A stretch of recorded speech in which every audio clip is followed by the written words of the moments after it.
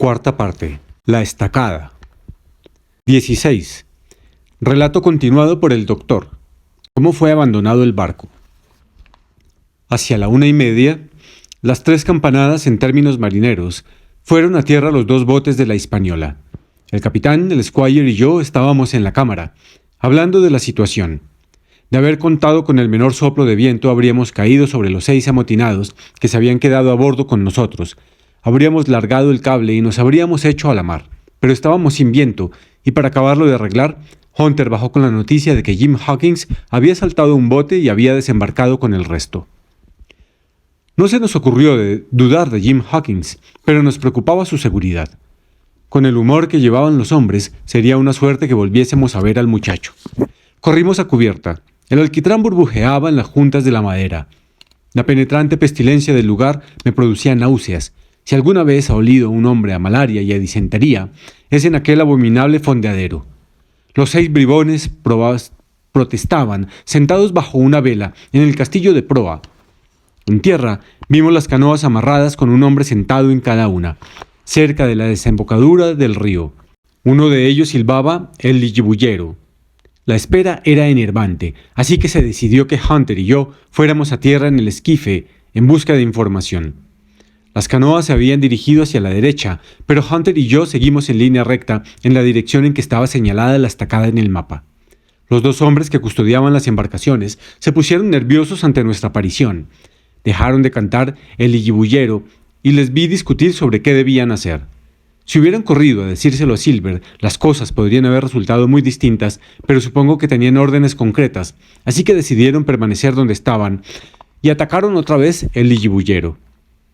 Había una pequeña punta en la costa y procuré que quedase entre ellos y nosotros. Antes de tocar tierra habíamos perdido de vista las canoas. Salté y me dirigí hacia allá, casi corriendo con un gran pañuelo de seda bajo el sombrero para aliviarme el calor y un par de pistolas preparadas para mi seguridad.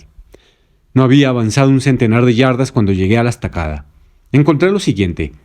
Casi en lo alto de un cerro brotaba un manantial de agua transparente. Ahora bien, sobre el cerro y cercando el manantial, habían construido una casa con sólidos troncos, apta para albergar a unos 40 hombres en caso de necesidad, con aspilleras para mosquetes a cada lado. Habían despejado un amplio espacio a su alrededor y luego habían completado el trabajo erigiendo una empalizada de 6 pies de altura, sin puertas ni aberturas, demasiado fuerte para derribarla, si no era con tiempo y trabajo, y demasiado abierta para resguardar a los asaltantes. Los de la casa les tendrán a su merced. Estarían perfectamente protegidos y podrían abatir a los otros como si fuesen perdices. Todo lo que necesitaban era vigilancia y alimentos, pues, a menos que se dejasen sorprender, podrían defender el lugar contra un regimiento. Lo que más me llamó la atención fue el manantial, porque si bien teníamos una buena posición en la cámara de la Hispaniola, con abundantes armas y municiones y provisiones, y vinos excelentes, se nos había pasado por alto una cosa, que no teníamos agua. Estaba pensando en todo eso cuando resonó en toda la isla el alarido de un hombre en su agonía. No eran nuevas para mí las muertes violentas. Había servido a su Alteza, el duque de Cumberland, y me habían herido en Fontenoy. Pero lo cierto es que el pulso casi se me paralizó. Jim Hawkins ha muerto, fue mi primer pensamiento. De algo servía ser veterano de la guerra y aún más ser médico. En nuestro trabajo no se puede perder el tiempo en vacilaciones. Así que tomé enseguida una determinación. Regresé sin dilación a la playa y salté a bordo del esquife. Por fortuna, Hunter era un buen remero.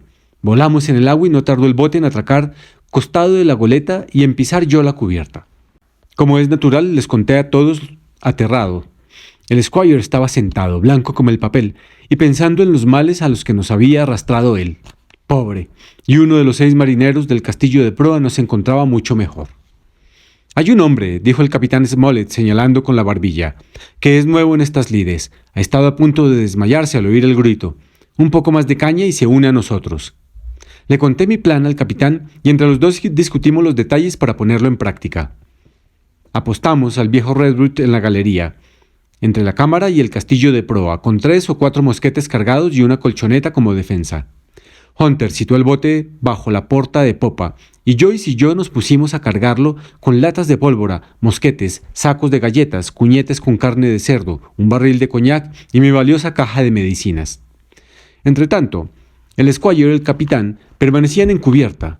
El capitán llamó con un gesto al timonel, que era el principal hombre a bordo. «Señor Hans», dijo, «aquí tenemos 2 con un par de pistolas cada uno. Si alguno de ustedes hace el menor movimiento, es hombre muerto». Y tras una breve deliberación se precipitaron por la escotilla de proa, pensando sin duda en sorprendernos por detrás. Pero cuando vieron a Redruth esperándoles en la galería, dieron media vuelta inmediatamente y una cabeza asomó en cubierta. «¡Abajo, perro!», gritó el capitán. La cabeza desapareció otra vez y durante un rato no volvimos a saber más de los acobardados marineros.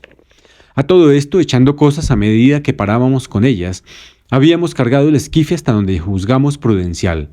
Joyce y yo nos descolgamos por la porta de popa y nos dirigimos a la playa otra vez, todo lo deprisa que deben de sí los remos. Este segundo viaje alarmó a los que vigilaban en la playa. Nuevamente interrumpieron el eguibullero, y un momento antes de perderles de vista tras el pequeño morro, saltó a tierra uno de ellos y desapareció. Casi me dieron ganas de cambiar de plan y destruir sus botes, pero temí que Silver y los otros estuviesen cerca y que se estropease todo por querer abarcar demasiado.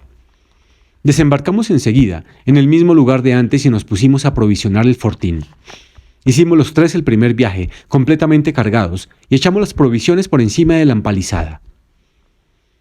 Luego, dejando de vigilancia a Joyce, era solo un hombre, es cierto, pero con media docena de mosquetes, volvimos Hunter y yo al esquife, y lo cargamos una vez más. Así continuamos sin pararnos a tomar aliento, hasta que quedó almacenado todo el cargamento, momento en que los 2 criados tomaron posiciones en el fortín, mientras yo, remando con todas mis fuerzas, me dirigía a la Hispaniola.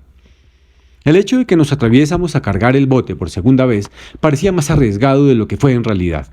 Ellos tenían la ventaja del número, por supuesto, pero nosotros teníamos la ventaja de las armas. Ninguno de los hombres que había en tierra tenía un solo mosquete, y antes de que llegasen a tiro de pistola, estábamos seguros de poder dar buena cuenta de media docena de ellos, por lo menos. El Squire me estaba esperando en la ventana de popa, completamente respuesto de su desmayo. Cogió la boza, la amarró y nos pusimos a cargar el bote como si nos fuese la vida en ello. Cerdo, pólvora y galletas fue el cargamento, así como un mosquete y un machete para cada uno de nosotros. El Squire, yo, Redruth y el capitán. El resto de las armas y la pólvora lo arrojamos por la borda. El agua tenía 2 brazas y media de profundidad, de forma que pudimos ver brillar el acero debajo de nosotros, al sol sobre la limpia arena del fondo. A todo esto, la marea estaba empezando a bajar y el barco giraba alrededor del ancla.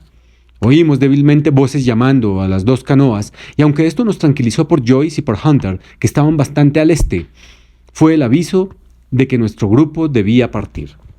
Redruth se retiró de su puesto en la galería y saltó al bote, que nosotros habíamos llevado hasta la bovedilla para estar más cerca del capitán Smollett. Muchachos», dijo este, «¿me oís?». No hubo respuesta en el castillo de proa. «Es a ti, Abraham Gray. Es a ti a quien hablo». Tampoco hubo respuesta. «Gray», prosiguió el señor Smollett un poco más fuerte, «voy a abandonar el barco y te ordeno que sigas a tu capitán. Sé que eres un hombre honrado en el fondo. Puede que ninguno de vosotros sea tan malo como quiere dar a entender. Tengo un reloj aquí en la mano. Te doy 30 segundos para reunirte conmigo». Hubo una pausa. «Venga, muchacho», prosiguió el capitán, «no te entretengas tanto en vacilaciones. Estoy arriesgando mi vida y la de estos buenos caballeros cada segundo que pasa». Hubo un súbito forcejeo, ruido de golpes y por último salió Abraham Gray precipitadamente con una cuchillada en la mejilla y corrió hacia el capitán como el perro que acude a un silbido. «Estoy con usted, señor», dijo. Un momento después, él y el capitán se habían descolgado a bordo nuestro. Habíamos desatracado y nos alejábamos. Habíamos dejado el barco, pero aún no estábamos en nuestra estacada.